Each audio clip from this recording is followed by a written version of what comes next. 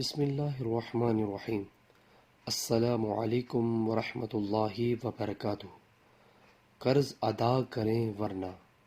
حضرت ابو ہریرہ رضی اللہ تعالی عنہ سے روایت ہے کہ رسول اللہ صلی اللہ علیہ وسلم نے ارشاد فرمایا، جو شخص کسی مجبوری کی وجہ سے لوگوں سے قرض لے اور اسے ادا کرنے کا ارادہ رکھے تو اللہ سبحانہ تعالی اس کے قرض کی ادائیگی کا بندوبست فرما دیتے ہیں، اور جو شخص اس نیت سے قرض لے کہ اسے ادا نہیں کرے گا تو حق سبحانہ تقدس اس کے مال کو ضائع فرما دیتے ہیں۔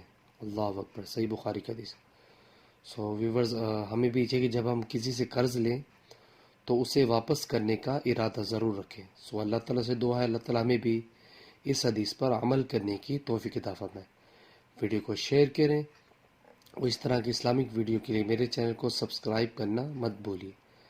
جزاک اللہ۔ السلام علیکم ورحمۃ اللہ